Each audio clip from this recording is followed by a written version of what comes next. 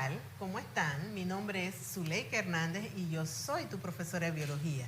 En esta oportunidad vamos a dar la clase de duodécimo y adivina cuál es el tema, clasificación de los seres vivos. Tengo aquí para ti las fotos de Carlos Linneo, Carl Woese y Robert Whittaker.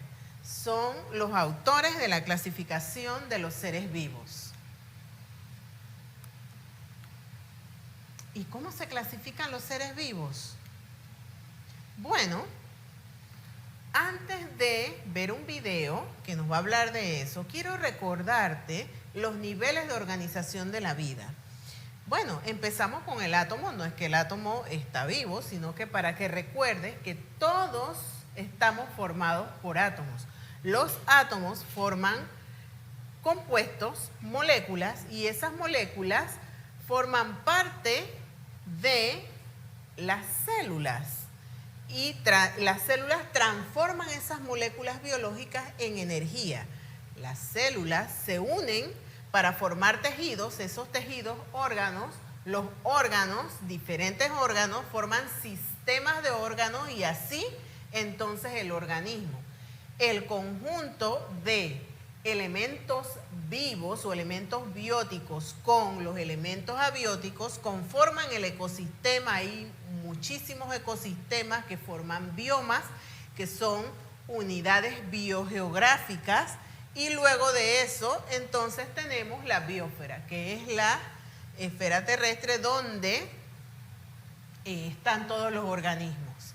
Ahora sí, vamos a ver este video que nos habla de las diferencias entre los organismos, para entrar entonces en clasificación. La enorme diversidad de seres vivos es fácilmente observada al comparar dos animales muy diferentes, el elefante y la esponja.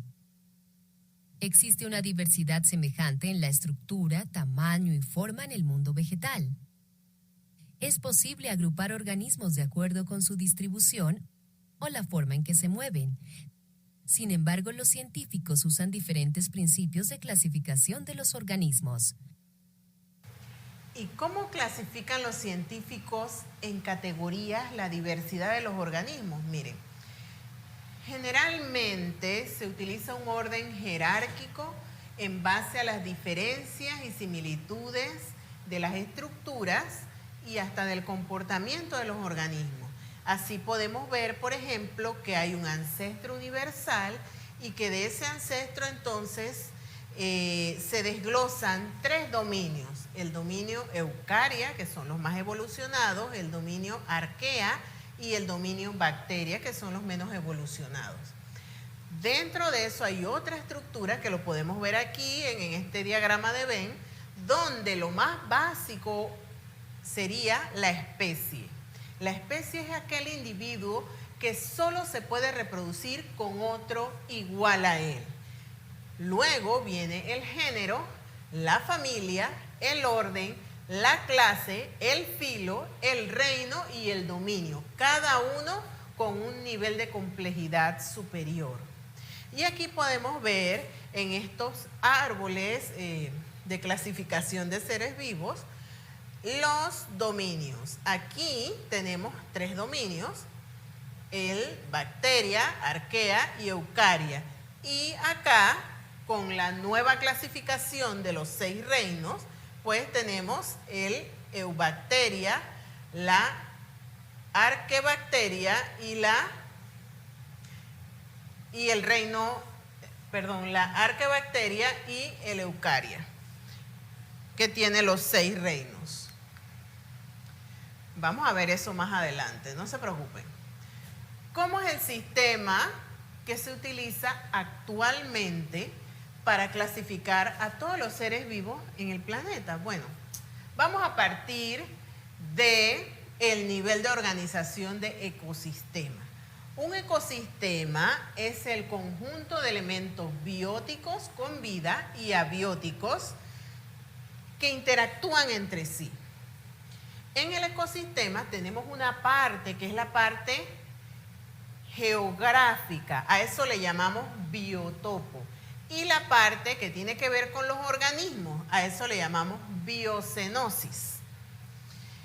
Y en sí lo que hacemos es clasificar. ¿Y qué es clasificar?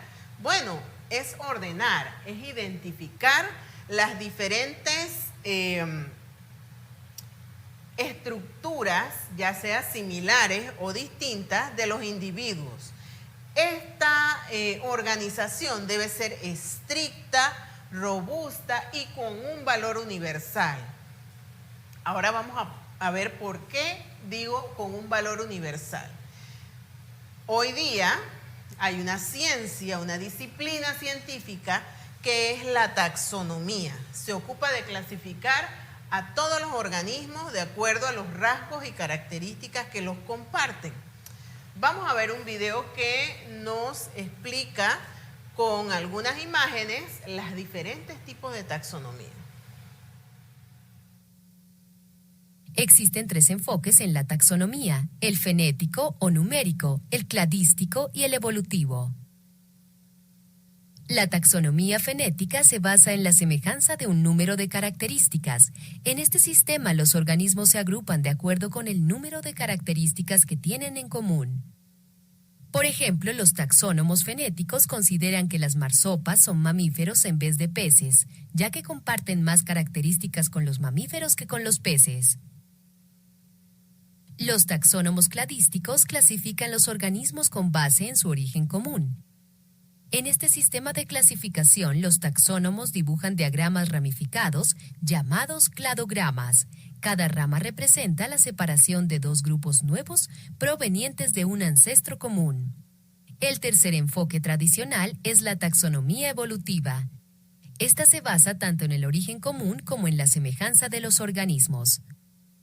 Un taxónomo evolutivo asignará a las aves y los cocodrilos a diferentes unidades taxonómicas, aún teniendo un ancestro común. Y esa es la más completa. Vamos a ver ahora quiénes fueron los primeros que se encargaron de organizar a los organismos. Tenemos que ir otra vez a Aristóteles. Aristóteles, miren, estamos hablando de 384 a.C. Bueno, él clasificó los seres vivos en vegetales porque tenían la capacidad de asimilación y reproducción, de acuerdo a sus funciones. Y a los animales que mostraban sensibilidad, o sea, que eran capaces de responder a estímulos, que tenían movimiento, o sea, que se mueven y se desplazan de un sitio a otro, y apetencia. Apetencia, me imagino que hablaba de la nutrición. Y el hombre, al hombre lo ponía por encima de todos los otros organismos.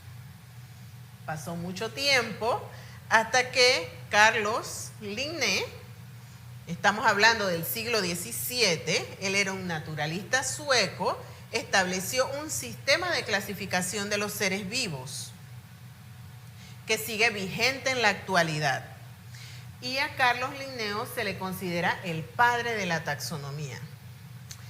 Miren estos 4 organismos, qué distintos son, pero habrá alguna similitud entre ellos. Habrá algún ancestro en común entre un mosquito, una cebra, una oruga y un microorganismo. Vamos a verlo. Así como en química se utiliza una nomenclatura para los elementos y compuestos, en biología también tenemos una nomenclatura especial para los organismos. Y nosotros le llamamos nomenclatura binomial. Y establece entonces, a través de la taxonomía, cómo se ordenan jerárquicamente los organismos. Y a esa unidad le llamamos taxón. Tenemos como ejemplo el hombre. El nombre científico de el hombre es, hombre, hablamos de el hombre como hombre y mujer, ¿no? Homo sapiens. Es la especie, pero su dominio es la eucaria, el reino animal, porque recuerden que hay animal, planta, hongo, y el reino que antes era monera, que ahora se divide en dos. Entonces, nosotros no somos microscópicos, no somos hongos, no tenemos clorofila, por lo tanto no somos vegetales, entonces somos animales. ¿Okay? Así que el hombre entra dentro del reino animal. Filum, Chordata, porque tenemos columna vertebral. Clase Mamalia, porque tenemos mamas. Orden Primate, familia Homínide, género Homo, y la especie es Homo sapiens. ¿Okay? En este caso, este es nuestro organismo favorito de los biólogos, la Drosophila melanogaster. Como ustedes ven aquí, el nombre está escrito en latín. Ese es el idioma universal para la nomenclatura binomial. El género está escrito en letra cursiva, en negrita, y la primera letra va en mayúscula. La especie va toda en minúscula, subrayado. Esas son las reglas para la nomenclatura binomial. Vamos a ver un video que nos explica un poquito más, con algunas imágenes, cómo es esta clasificación y cómo se nombran los organismos. Porque lo que pasa es que tiene que ser universal. Así, aquí nosotros conocemos la Drosophila melanogaster. En Finlandia, si hablamos de Drosophila, ellos saben de qué organismo, qué individuo estamos hablando, cuál es la especie. La taxonomía usa la nomenclatura binomial. Esto quiere decir que cada organismo recibe un nombre de dos palabras en latín, el nombre específico, el cual se escribe en letra cursiva. La primera parte del nombre indica el género y siempre inicia con una letra mayúscula. Este nombre genérico indica que todas las especies de este género tienen ciertas características en común. La segunda parte del nombre, llamado el epíteto específico, indica la especie. Este indica la combinación característica de rasgos que se presentan solo en los organismos de esta especie. El nombre específico es seguido por el apellido de la persona que describió y nombró por primera vez la especie. Esto puede estar seguido de la fecha de este evento. La letra L aparece después de muchos nombres específicos. Esta letra indica que estas especies fueron descritas por primera vez por Linneo. Qué interesante, ¿verdad? Bueno, y así nosotros, los biólogos, sabemos muchos nombres en latín. Miren, vamos aquí a mostrarles rápidamente las categorías taxonómicas. Lo hemos dicho antes, especie es la más básica. Género, familia, orden, clase, división cuando hablamos de plantas, reino y dominio. ¿Okay? Y este es un árbol filogenético basado en los dominios, pero aquí estamos utilizando la taxonomía de Woos, donde vemos 6 reinos en el dominio Eukarya. 1, 2, 3, 4, 5, 6. ¿Okay? ¿Por qué? Porque el reino que antes era monera, ahora se dividen en Eubacteria y en Archaeobacteria. Miren esto, qué interesante. El sistema de clasificación de los seres vivos, tenemos dos sistemas, el de Whittaker, de 5 reinos, y el de Woos, de 6 reinos. Este es el que más se usa porque es el más actualizado. Son 3 dominios, bacteria, arquea y eukarya. Miren que lo hemos recalcado en varias diapositivas. 5 reinos, monera, esta es la clasificación de Whittaker. Monera, protista, fungi o hongo, planta y animalia. Y la clasificación de Woos, que es de 1977 hasta nuestros días. Este reino monera se divide en 2, Eubacteria, Archaeobacteria, y los demás siguen igual. Un dato interesante para que ustedes conozcan un poquito más, son los sufijos que se emplean en el sistema de clasificación de los seres vivos. Por ejemplo, aquí tenemos el taxón en esta tabla, Y aquí tenemos los 5 reinos. Cuando ustedes vean 5 reinos, piensen Whittaker. Bien. Entonces, para el reino protista y el reino planta, utilizamos el sufijo fita. Acuérdense que estamos hablando en latín. Para la clase, para el protista, fice, y para el reino planta, ópsida. Para el orden,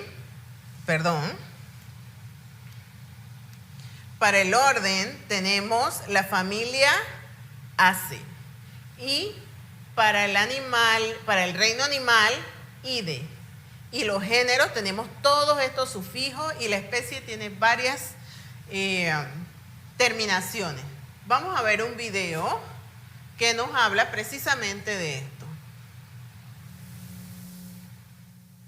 En orden de tamaño creciente, los nombres de los rangos taxonómicos de los sistemas de clasificación tanto botánicos como zoológicos son especie, género, familia, orden y clase. El siguiente rango, que es el que está abajo del reino, tiene diferentes nombres en los dos sistemas. En el reino vegetal se llama división, mientras que en el reino animal se llama filo.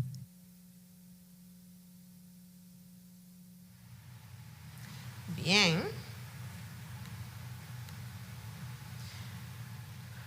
Un datito adicional. Hay códigos internacionales para la nomenclatura. Actualmente existen los siguientes códigos, pero esto también va cambiando porque la ciencia cambia, los cambios ambientales hacen que los organismos también vayan adaptándose, cambian su estructura, hay variaciones genéticas, pero el Código Internacional para la Nomenclatura Zoológica es este, ICZN. Para la nomenclatura de algas y hongos, el código es ICBN. Y para la nomenclatura en bacterias, el código es ICNB. Así que la taxonomía es una disciplina muy, muy estructurada. Vamos a hacer un compendio de todo lo que hemos hablado hasta ahora con este video. Pongan atención. 2 de los primeros filósofos naturalistas griegos. Esta clasificación se basaba en algunas similitudes básicas en apariencia y estilo de vida. Por ejemplo, ellos dividieron las plantas que conocían en 4 grupos: árboles, arbustos, hierbas y pastos. Siglos después, el médico y botánico sueco Carlos Linneo usó un rango de características morfológicas y anatómicas más amplio para construir una clasificación, y lo publicó por primera vez en el libro Sistema Natural, un trabajo que revisó constantemente, 1735-1758. Este fue la base del desarrollo de clasificaciones posteriores, las cuales tomaban en cuenta más y más características. El trabajo de clasificación comenzó a florecer después del descubrimiento de la evolución de las especies por Charles Darwin en 1859. Fue entonces cuando se hizo evidente que las especies pueden cambiar y que, aparte de las semejanzas en su estructura y función, características como el origen común de grupos particulares de especies y su grado de parentesco también se tomaron en cuenta. Actualmente, muchos científicos están involucrados en la organización de todas las especies de seres vivos descritas y nombradas de acuerdo con sus genomas, lo que permite una determinación precisa de su grado de parentesco. Bueno, y con eso terminamos la clase de hoy. Y recuerden que el aprendizaje es una conquista personal. Pero la educación es responsabilidad de todos y por eso estamos aquí. Agradecemos entonces a los profesores coordinadores que han hecho posible toda la maquinaria de estas grabaciones, a estas instituciones de las cuales tenemos todo el apoyo. Y si quieren saber algo más, localícenme en mis redes sociales como Panamá Educational Advice. Hasta luego, nos vemos en la siguiente clase. Ser TV, tu canal oficial de las teleclases, y Ibeduca presentó Conéctate con la Estrella.